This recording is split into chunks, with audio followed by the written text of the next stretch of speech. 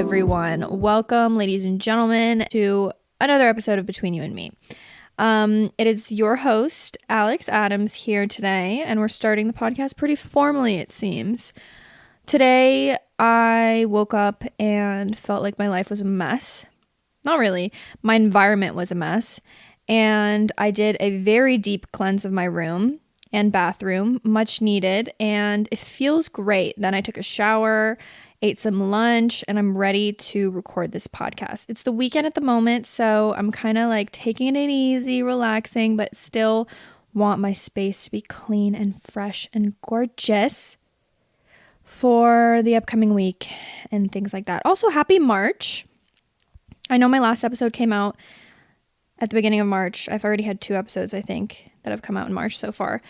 But I forgot to say because they're all pre-recorded. So happy March. March is the month of my birthday, and it is quite an exciting month because it's the start of spring and usually marks the time where seasonal depression starts to dissipate just a touch. Okay, normally it takes until like April, May before the weather actually gets good around here in Canada, but it does start to feel more like springtime once, spring equinox or whatever it's called happens around the 21st. And then my birthday is on the 31st. So it's right at the peak, the start of spring, ready to go, ready to bounce into the beautiful sunshine, longer days. And I'm excited. I'm very happy. And I think the time change might have happened already. I'm realizing. I might have slept through a time change and not realized it. Hold on. What's it called? Time change spring. Daylight saving. Sunday, March 12th. Okay. So it's going to be tonight. I'm recording this on the 11th of March. It's going to be tonight at 2 a.m. Okay, interesting. So I'm losing an hour of sleep tonight. All right, no big deal. It's worth it for another hour of sunshine. So today we're going to be talking a little bit about the idea of failure. And this is I feel like I always say this is an interesting topic. It is though, okay? This one's interesting because to me, it has a really big emphasis on my life to a certain extent. And if you are an anxious person, it probably has somewhat of an extent on your life too, whether you realize it or not. Because the idea of fearing any kind of failure, I feel like is really, really common in human beings because we have very anxious. I feel like I haven't met a person that genuinely never really experiences a higher degree of anxiety. It just seems to be so present, like in our day and age, which sucks because it is like a mental illness, but it's probably the most common one that exists in this world. So when I relate the fear of failure to anxiety, I mean that it took me a long time when I was kind of going through my really peak anxious point of my life to realize that there was a root cause to my anxiety. And it came from a deep fear of something. And it's sometimes extremely subconscious because you don't even realize what that root cause is. But when you kind of investigate and self-reflect and kind of learn lessons throughout the process of life, you can look back and be like, maybe the anxiety that I'm feeling here is coming from my fear of failing in this aspect of my life.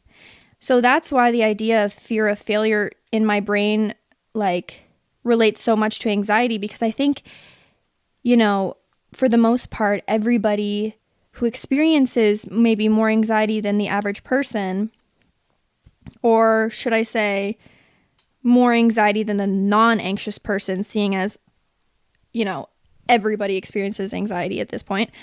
I lost my train of thought. Basically, what I'm trying to say is I think we all collectively, as anxious people, are afraid of something failing. And that is the root cause of almost all kind of anxiety disorders. Okay.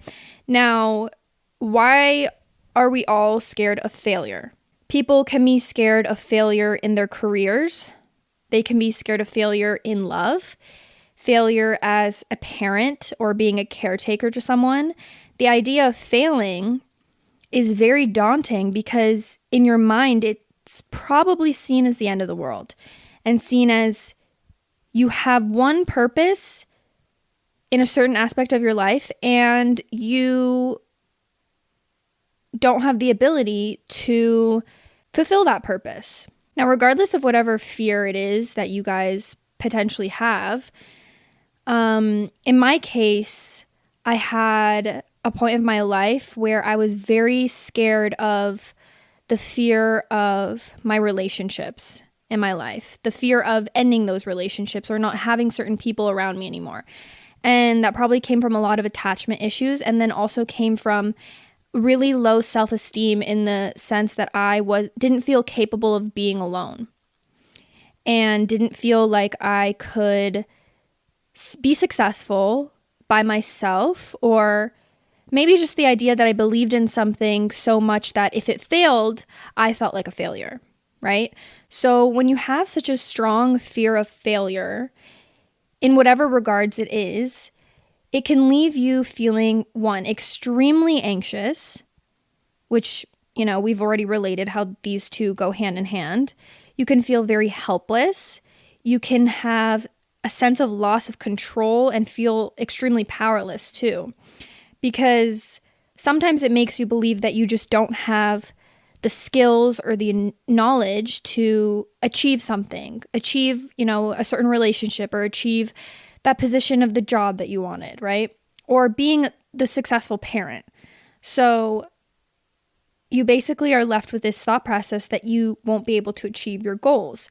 It can also be, which I'll talk about afterwards, but a big symptom of fearing failure is procrastination. Okay. And I know a lot of you guys, including myself, have trouble with procrastination because the whole idea of procrastination is that you doubt your abilities to do something and you know that it doesn't make you feel good to do something, right? So you just leave it to the last second and you don't feel like you want to do it. If you have a huge assignment coming up and you're just like, oh God, I don't even understand the content that I'm learning at school right now. How am I supposed to do this assignment? Like, I am doubting myself and I don't feel like I'll successfully do it. And you're fearing failing that class. You're fearing the idea of failing in your career. You're fearing that overall fear of failure. So procrastination is a big one. This also leaves you feeling really down about yourself. Like I said, in my own situation, low self-esteem, low confidence. And on top of everything else, a big thing that comes with the fear of failure is the idea that you care a lot about the people's opinions who surround you, right? Like you don't want to let people see you fail. You don't want to let people down. And that can be a big burden on you as well. So there's a lot of reasons, I think, why people are really prone to fearing failure. And one of them is the idea of being a perfectionist. Just because you're a perfectionist in one area of your life also doesn't mean you have to be a perfectionist in every single area, mind you. So being a perfectionist means that your expectations are just too high on yourself and you have a certain idea of how things are supposed to turn out. So if something doesn't go exactly how you planned it and how you envisioned it in your mind, that creates a lot of distress. You're in basically constant fear that you won't live up to really unrealistically high standards that you've built for yourself. So I can relate to this in some way, shape, or form because I feel like that's how I feel about the content that I post. I'm a perfectionist to a certain extent until I give up. And that's just the way it is.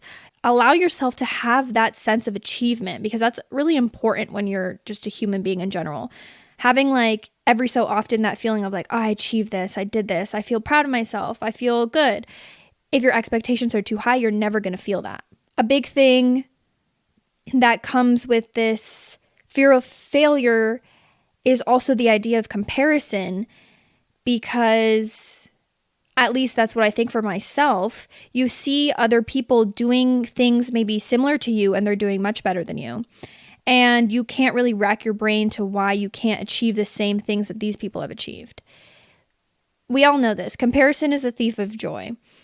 There's so little you gain from comparing yourself to another person that for the most part, it's better to just completely ignore those feelings of maybe competitiveness or, putting somebody else above yourself and be like, they're so much better than me. They know this, they know that, they know that. Da, da, da. Because I think as human beings, we're not on equal playing fields. Unfortunately, some people are given things and some people have to work for it. Some people hit luck, or it's just the way that their life is planned out. Some people don't hit that luck. So life isn't fair is what I'm trying to say. You can't compare yourself to the next person because you guys were dealt different cards. Okay? That's that on comparison, because I've talked about that in many, many, many episodes. The fear of failure also comes from what exactly you define in your own mind failure to be. So not achieving exactly what you plan for yourself and creating a very specific set of expectations that are difficult to live up to in the same way that I described in being a perfectionist. The idea of what you believe failure is going to change your outlook, right? And it'll change how much, I guess, that you actually fear failure itself. Because for some people, their idea of failure would be having an extremely important relationship end. And to another person, that might not even be a thought in their mind. Maybe the idea of their business failing would be the idea that they have failed in life. So everybody's idea of failure is different. And I'm sure in one person's eyes, just because their relationship ended, it wouldn't mean that they had failed as a person. But to another person, it would. So it really matters to think about, like, what is your definition of failure in your mind? People also fear failure, unfortunately, because of the people around them, which I described. The people around you can influence the way that you think about yourself. And a lot of the times this can come from maybe close friends, parental figures for the most part, really close people that have a big impact on the way that you think, your perspective, and how you feel about yourself. Sometimes as people, we give other people too much power over us and we let their opinions dictate how we feel about ourselves. This could even go for somebody like myself who has people listening to them or people watching their videos or people tuning into their content and their opinions, giving their opinions too much of an impact on how we feel about ourselves too. So disappointing the people that you care about or them pushing the idea that you have failed because of something and telling you that if you don't achieve this, you're failing. For example, a parent telling you, if you don't get into med school, you're a failure. You're a failure to the family and we won't respect you and we won't this and we won't that. That's a lot. Those are big shoes to fill, right? And it can really be daunting and scary to disappoint the people that you love.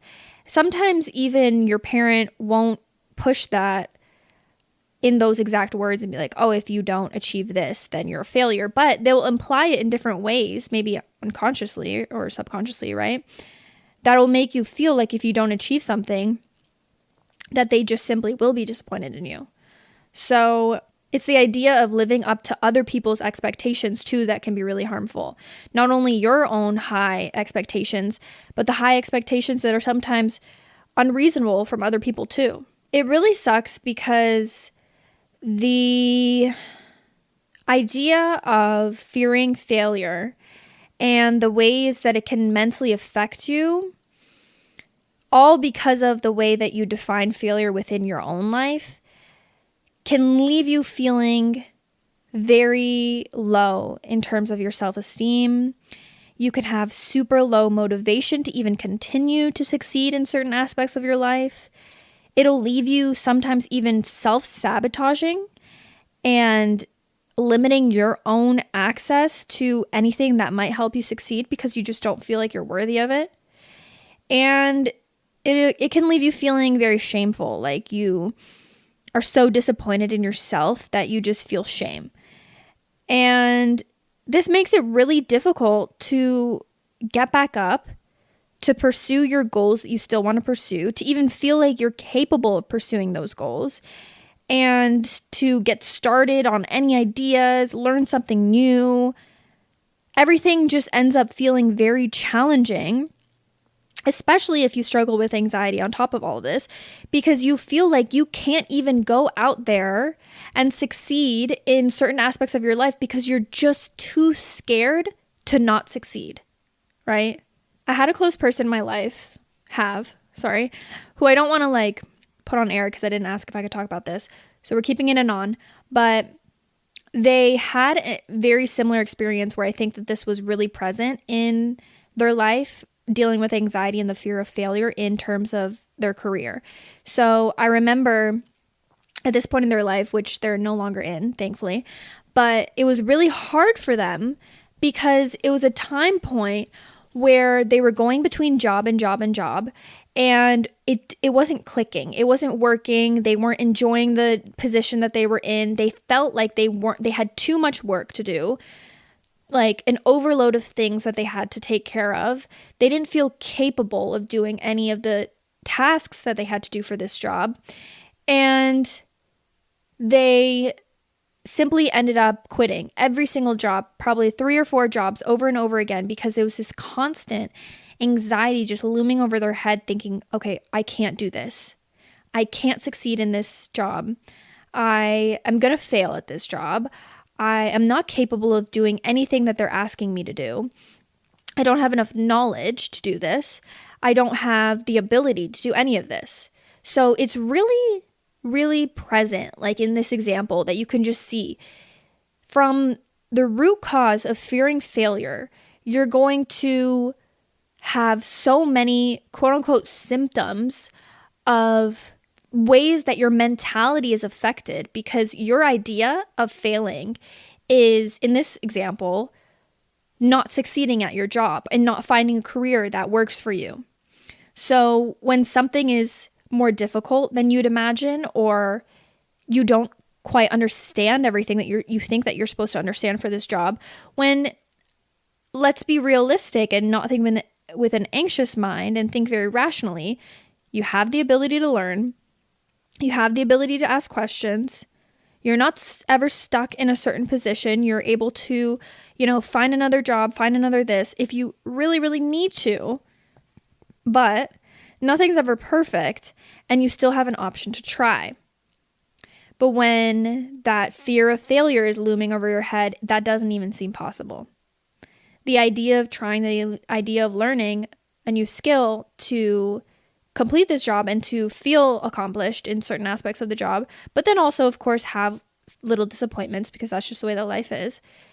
It doesn't seem like it's something that's possible with the mentality that you have about failure. So, number one thing in this situation is when it comes down to fearing failure, and if this is something that you really struggle with, or maybe you haven't even realized that this is maybe a root cause to a big anxiety that you've been having in your life, you have to reflect and think about the way that you define failure for yourself. You also need to change the way that you think about failure and your mindset on failure, because let's again think rationally.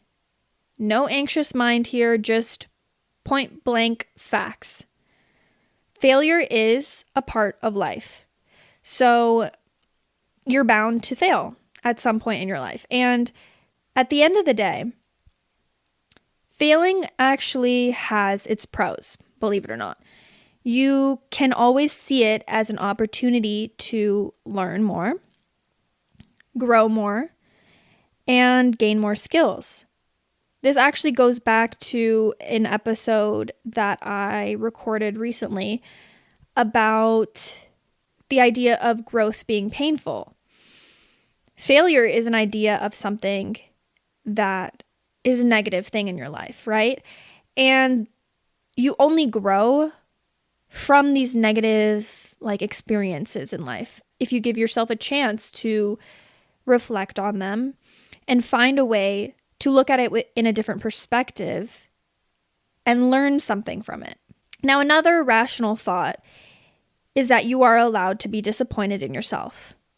But that should not stop you from trying again or trying something different in the future. The idea of being disappointed in yourself can sometimes be really awful because, the first person to be the hardest on yourself is you.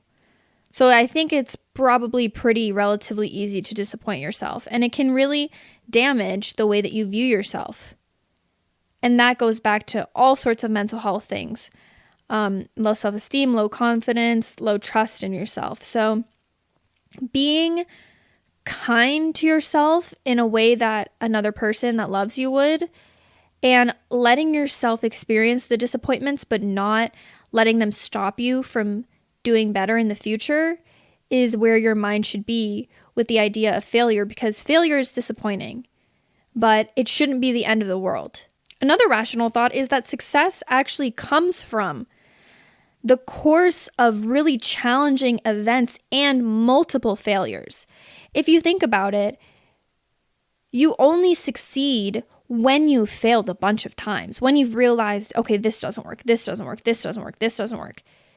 That is why you are able to succeed, because you have all this new information that you've learned, maybe new strategies to use in the future, new skills that you learn from failing.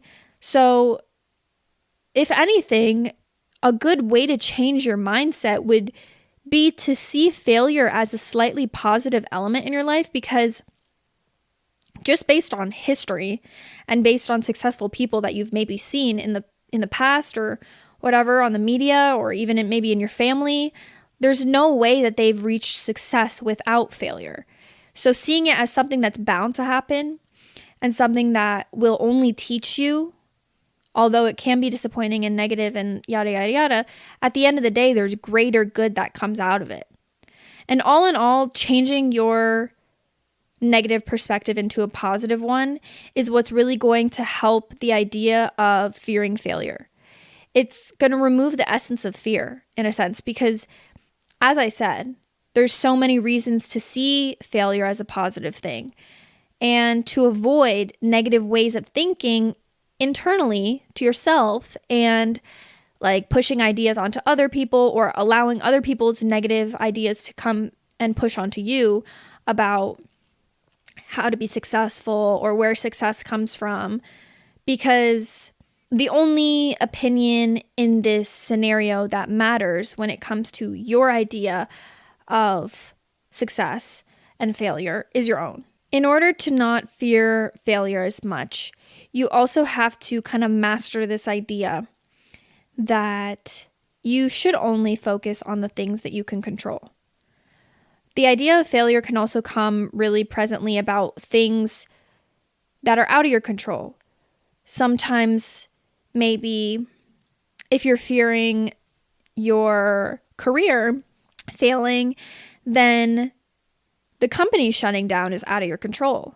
If you're fearing your relationship with a partner, your partner cheating, which could be a really dramatic example, is unfortunately out of your control. These are not things that you can firsthand control in any situation. So the idea of stressing and the idea of trying to grasp for that control in any way, shape, or form, trying to, invest all of your time and energy into this company because you think that if they have you there at all times, the company will never fail. Or if you think that you're super clingy to your partner and you need to know where they are every single second, and you have all their passwords for every single social media, you have the password to their phone, that they won't cheat on you, because you don't have control over those situations. And these are things that you have to simply accept and not stress about things that you can't control, while simultaneously also not fearing things or stressing about things prior to them even happening. Fearing the idea of you failing in any aspect of your life before it's even happened is adding more stress to yourself and giving yourself more things to worry about before anything even happens that you actually have to worry about. This is something that a lot of people do, myself included. It's a mashup of catastrophizing, which is thinking about the worst case scenario that could possibly happen, and then also just predicting the way that your life is going to go when realistically you have no idea how it's going to go. No one does. So you're thinking worst case scenario and you're thinking this is for sure going to happen, and now you're acting in that way. You're acting with fear. You're acting with a negative mindset, and it's not going to lead you to success. If anything, having that mindset will push you closer to failure because you don't have the positivity that you should inside your mind, or, even just the essence of letting go of control and letting life turn out the way it should be. And you're grasping for control in every aspect, and you're just not going to feel good at the end of the day. You're not going to be happy, and that cannot bring about good things if you don't feel good about your situation, about yourself, about the relationship, about the career. Now, if you still feel like you're fearing failure no matter what you do, and even though you try to let go of control, even though you try to change your mindset about it, sometimes that anxiety is a little too hard to bear. A good option for you would be to try planning ahead. Sometimes this can ease that sense of fear of failure because you have more options until you have none. So working on alternate plans, just in case things don't go exactly as planned to begin with, would be a good idea. Having any kind of plan B or C can help you feel less anxious and more secure about your future and less worrisome about failing in a certain aspect of your life.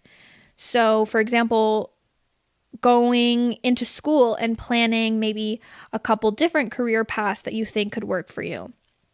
Like choosing a major that would allow you to go into different types of jobs after you've graduated.